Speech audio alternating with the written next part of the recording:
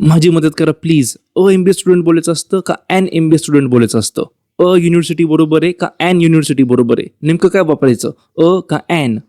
जर तुम्ही हा शॉर्ट व्हिडिओ शेवटपर्यंत बघितला तर तुम्ही आणि ॲन दुसऱ्यांना शिकवू शकाल.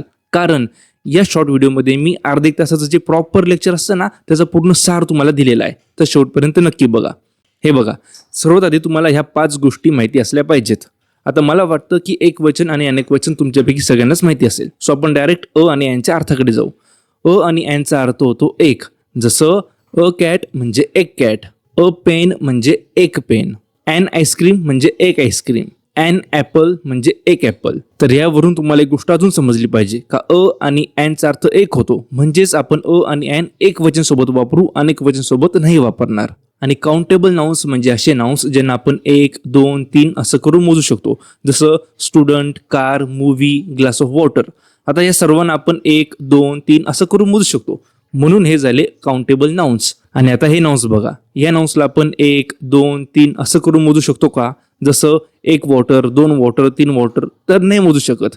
म्हणून हे झाले अनकाउंटेबल नाउन्स. आणि आता हा एक महत्वाचा रूल, ज्या काउंटेबल नाउन्सचा उच्चार स्वरांवर्ण होतो अशा काउंटेबल नाउन्सच्या आधी आपण ॲन वापरतो. आणि जर उच्चार स्वरांवर्ण होत नसेल तर आपल्याला वापरावा लागतो. आणि इंग्रजी भाषांना स्वरांच्या बाबतीत थोडीशी गरीब आहे, म्हणून आपण आपल्या मराठी भाषेतील स्वरांची मदत घेऊ.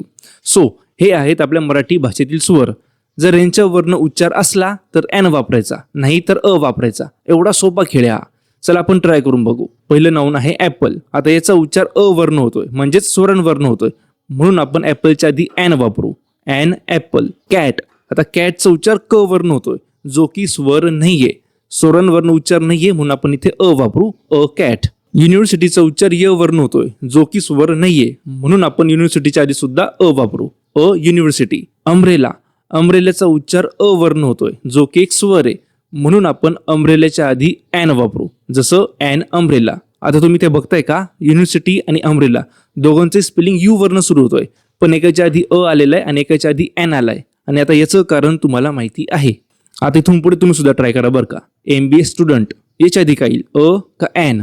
जर तुम्ही ते बघितलं तर MBAचा उच्चार स्वरांवर्ण होतोय, म्हणून आपल्याला इथे ॲन MBA स्टुडंट असं बोलावं लागेल. आता डॉग्सच्या आधी काय यूज होईल, का ॲन?